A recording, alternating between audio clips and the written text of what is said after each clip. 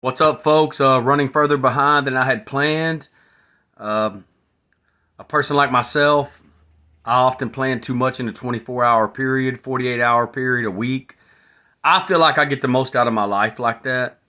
I've tried to make my life about progress in every way: mental and physical health, training, family, education, responsibilities of the home, this podcast, whatever you think of it or don't think of it. It's absolutely not where I want it to be, not where I planned it to be, but we're still pushing ahead. And I'll talk briefly about that because I know I have to talk about it in every podcast because after 5.5 seasons, I still haven't uh, got to the level that I want to. I have no expectations of any support or anything from anybody. I have expectations for myself. But I try not to confuse being busy. A lot of people, a lot of us, and myself at one time, are we're just busy. We don't even know if we're making progress, or we'll consider it if we're at work and we're making money. Just because we're making money, depending on what that is per scale, doesn't mean it's making us better. Is it making us better? Because we're either getting better or we're getting worse. We're rarely ever staying the same. We may think that we're staying the same. Well, we're not doing anything bad, or we're not getting in a deficit, or we're not going backwards, but we're not going forward. It's kind of okay. But no, you're either getting better or you're getting worse. As you see, I'm doing it from another room in the house. I've done quite a few podcasts from this room in the house. I have to go wherever I think I can get peace. Again, have a lot of dogs. You probably hear them barking. We often have grandkids here. I don't, we you know, we don't have a lot of privacy. And so, just real quick before I jump into this podcast, I've said it for a few years over and over. Don't have the room ready. Don't have the resources. I'm gonna get it totally redone, and that should happen in the next 3 to 4 months. It's gonna be a multi-purpose room. It's been setting. I've did little work to it here and there. Like I said, I have a lot of animals, and it is what it is, and it's my choice of doing the right thing to keep them. It was my responsibility, some of my fault, but you know, I have dogs I'm closer to than other dogs, but they're my best friends, man. Besides my mama Sita, my grandkids, and our girls, they're my best friends. That's just the way it is, and so I adjust, I adapt, I do what I have to. And most of the time, it's not comfortable, but I can handle it. So I can tell you this real quick before I dive into it. I think that I've been playing with some stuff, and I should have been doing this. Never being lazy. It's just, again, like I've said over and over, I'm not a technical guy. Don't want to be. Don't care. It's hard for me to sit here and do this. It's something I've really struggled with when I sit and doing my writing for my podcast. And over the years, again, regardless what anybody thinks, I don't really give a fuck. I'm not have any expectations. I've been compiling notes for a book for probably close to a decade or longer. I have 20 notebooks. I'm trying to structure it and sit down and do it on the laptop. And it's I used to be on the laptop and the computer a lot more with what I do now. Again, it's not something I think about daily because it's not part of my job, and it's something I'm not interested in. It doesn't matter how much it benefits me, I'm not interested in it. So I think I've made it some of the tasks bigger than it actually is, and I've tried to shrink it down and realize that I'm overthinking it. It's so much more functional for me to just get on here and do this, especially since I did it by myself. Let me make this clear to anyone tuning in for the first time. No matter what anybody thinks or what they have to say about this podcast or not, it makes no difference to me. So just know this. Whether it's one person or whether it's 20 people, whether it's 200 people that choose to support or not, I know myself because I have a lot of that content saved, and you can go back and listen to my past podcast about this. There's enough. This society and this world is consumed with fake bullshit on every level. How we look, our pictures, our relationships, our relationships of all kind, from our significant other, our spouse, husband, wife, husband, whatever it is, our friends, our family, our coworkers. It's fake on every level. We don't even.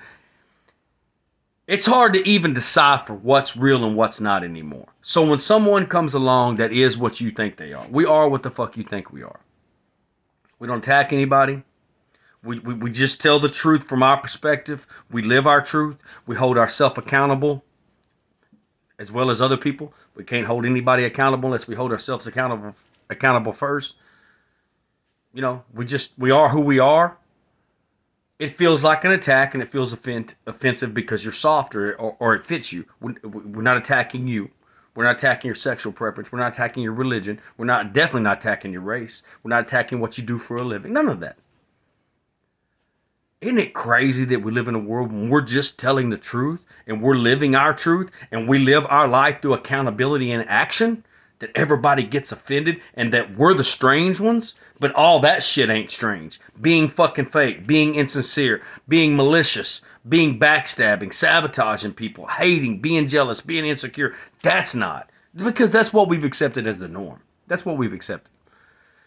So I will tell you this, I'm going to go, look, man, I never planned for this many seasons for it just to be me. But like I said, I've had so many people reach out to me, even if I have gaps where they don't. Just what I've done so far. You helped me get clean. You helped me get out of the bad relationship. I started working out. I had to get my weight under control. Hey, I got my health under control. Hey, you know what? I've been real depressed. Was thinking about suicide. You fucking changed that.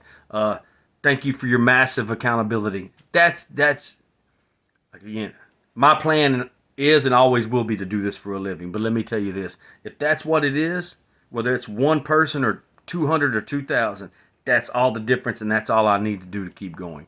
But I'm ready to have conversations with people. I am. And it's difficult when you don't have the space and you don't have the resources. I have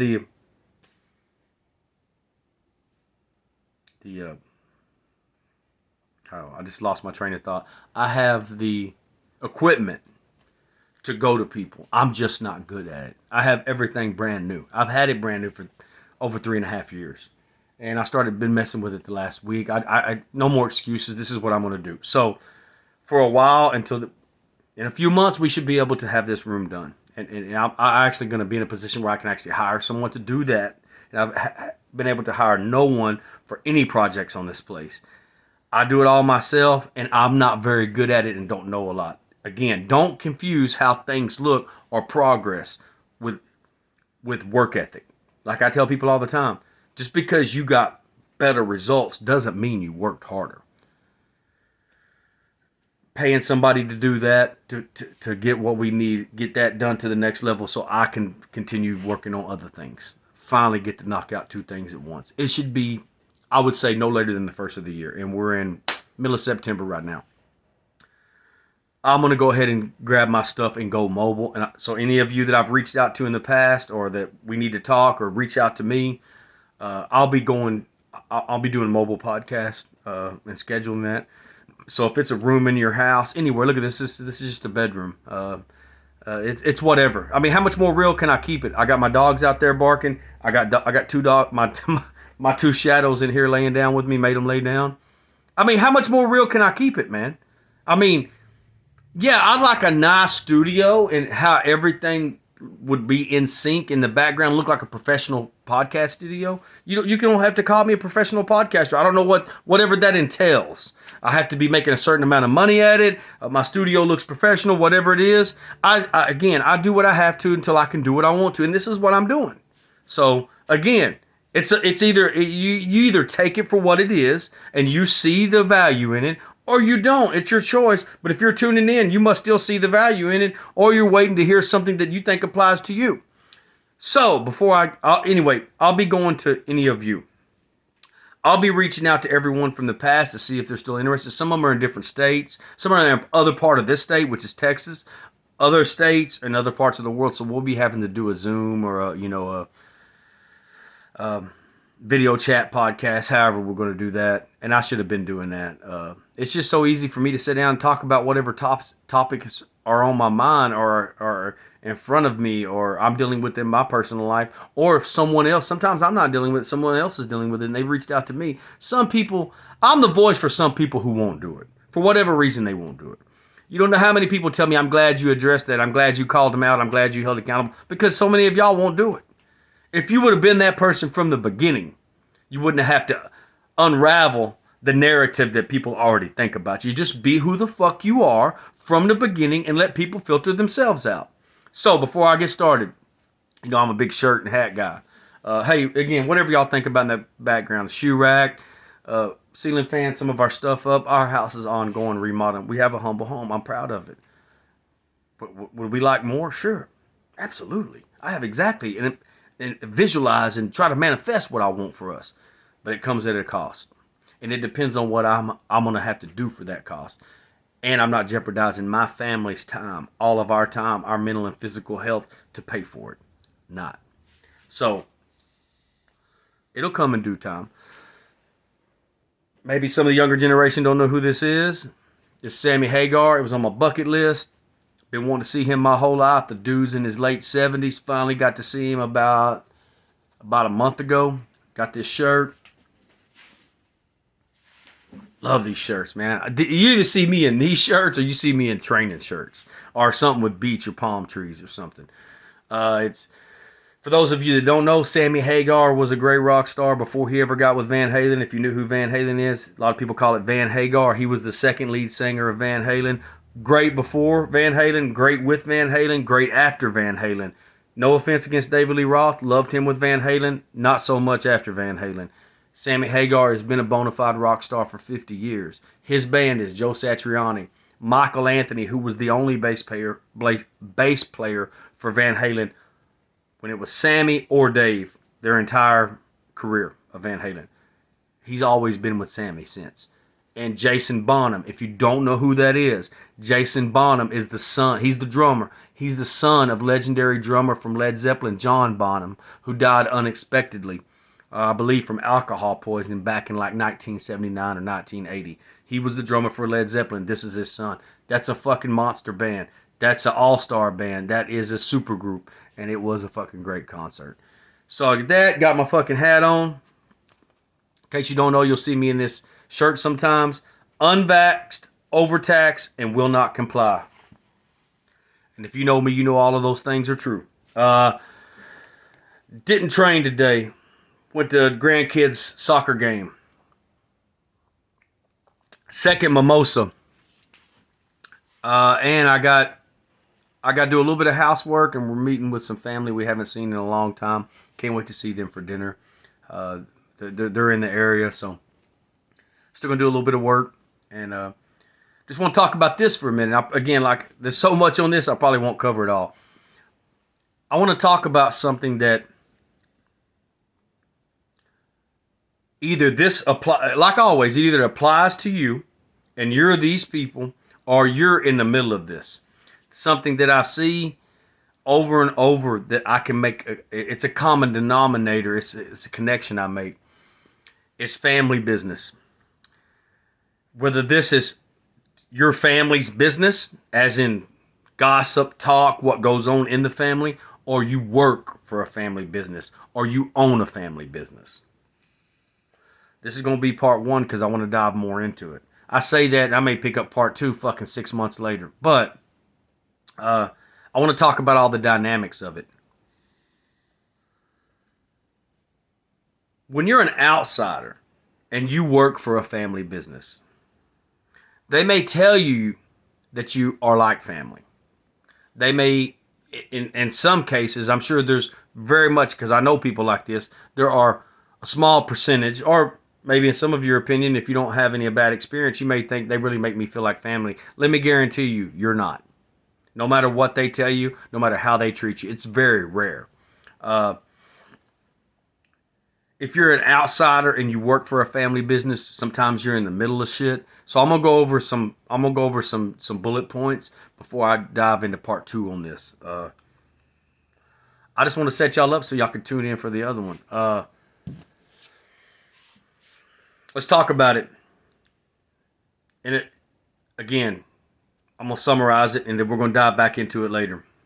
Family businesses, especially when it's established by the elders, whether it be the parents, the grandparents, whether we're them people or not, let me tell you how it's going to go.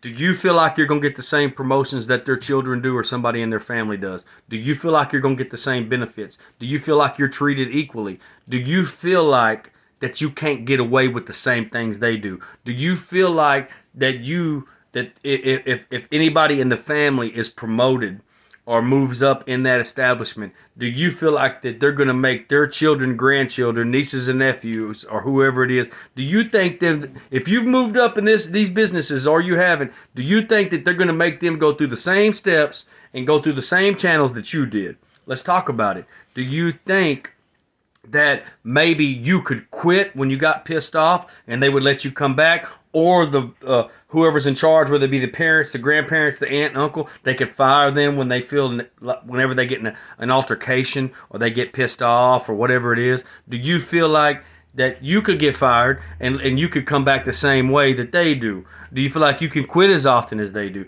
Do you feel like that you could do the same amount of work that they can and still get promoted? Do you feel like you're getting paid the same? Do you know this? Say example, you and this other person, you're the one that's not a family member and the other person is. You got double the time. You've put in the work. You've waded through the trenches. You've did everything that you needed to do that's been asked of you. Do you feel like that when it comes this other person's time, that do you think they even started out at the same pay scale and the same benefits as you? Think so? What if you found out they were getting paid what you were making plus half or double or triple for the same fucking job, maybe less? What happens if maybe you haven't realized this. Do you know in some family businesses that they create jobs so that these people have a job?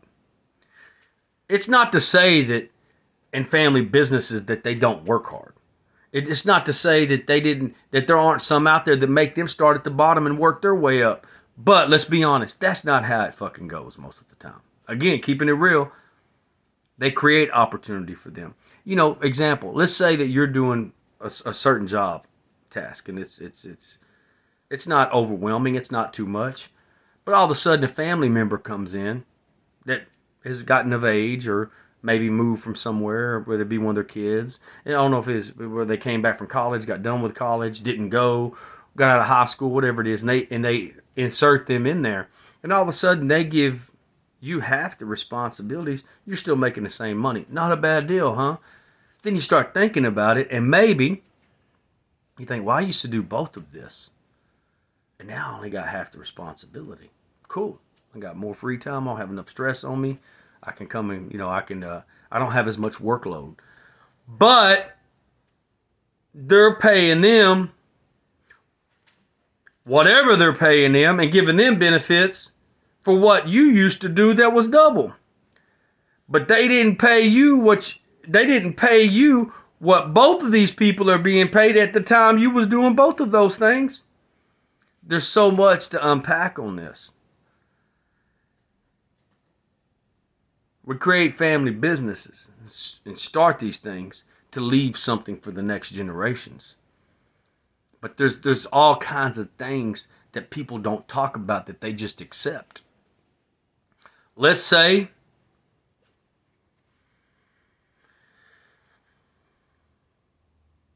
you have a person working for you, regardless if you're the person that's receiving this or you're the person doing this, and you got a more qualified person there that you're going to put in a supervisor position, a management position, assistant manager in charge. They have the qualifications. They've done it. But deep down, they're really going to skip over you regardless of your qualifications, and they're going to let their kid do it, let their grandkid do it, let their niece or nephew do it. They're going to put them in the position. They're grooming them to take your place. Did it happen to you? Has it happened to you? Can you see it coming? Are you in one of those situations yourself? See, we talk a lot of this shit on social media about small business and family business and ma and pop shit. Not saying it's not real. This is the backbone of this country. No doubt. But some of the shit they preach is not the shit that they do. Again, per scale, the shoe fits of whoever it is. Do you know or feel, or has it happened to you, where you're the qualified person, not just because of seniority, that you've been there longer, but it does help, because you actually had qualifications outside of there maybe before you even worked for these people. See, if you've worked, If this is all you've ever done, you probably never noticed it. But it never crossed your mind, like, say you've been working for these people, or this organization, this small business for 10 years, family business. And all of a sudden, one of their kids come of age. And all of a sudden, they're over you. They may didn't tell you. You definitely don't want to discuss salaries or benefits with them. Because even if they're not giving it to them on a paycheck, they're probably giving them other benefits that you're not getting. They'll make you believe that they've been around that their whole life, so they know the trade or whatever it is. And this may be true, no doubt. I think this person might be 19, 20, 21 years old. Nothing against that. Not saying because you're younger means you know less. I knew a lot of shit at 21, a lot of 30-year-olds didn't know. All of a sudden, this person is your manager or boss. Just because they're family. Not because they're more qualified. Not because they worked harder. Not because they worked their way up. Not because they went through the same channels and the same steps you did. Just simply because they're family. They're grooming these people to take your job. If not, they're grooming them to be your boss. And it's going to come with a different benefit package. This is why they're always in their ass all the time. I'm telling y'all the truth. You got a person, say if you have two people, you got a person sitting there, and you know these person's qualifications and credentials. And you know they're a qualified person. But you're not a person. We can be coached. You can be coached like myself. You can be coached. You can take constructive criticism. You can take learning. We're supposed to be students of life. But they don't want you in there. They want who it's going to be left to. Most of us just accept this. I'll give you an example. I know one example of a person that there's other people that do that same job. They take this same job on a larger scale. Their son works for them. They pay them triple what they do to other people. Some of these same people have a problem with people crossing the border, like I do, illegally, yes. Illegally. They talk about the border control, whether they're using the term Mexicans, Hispanics, whatever they're doing. They'll say the illegals. These same people don't make it look like they're a racist or have racial tendencies. But there's things they say to let you know they're exactly that. But they don't mind all these people working for them. So when someone comes along that they're going to have to employ someone that's actually made a decent living, whatever that is, according to the median standard of income, and that has other qualifications. If that person is not in the family, or that person won't stay underneath their thumb, people think that people like us reach on this. We're telling you. I know this for a fact. I'm just using one fucking example, and I have a bunch of them. All I did was ask a few questions. Do these other people know that this guy makes not double, but almost triple what they do for the same job? No.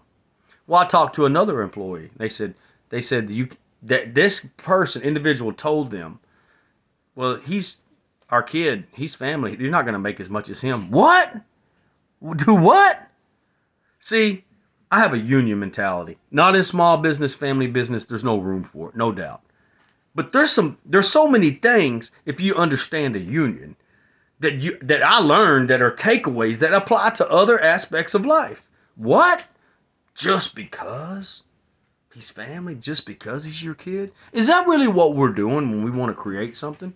We talk about all this equality and fairness and working your way up, and putting in the work and grinding and fucking sacrificing and doing without and working your way up. But the thing is when somebody's qualified and somebody actually is dependable, somebody actually puts in the work, someone's reliable, someone's fucking loyal, and someone is the person that you need to be, and maybe their family or their kid, maybe they're in and out. Maybe they're there, maybe they're not there.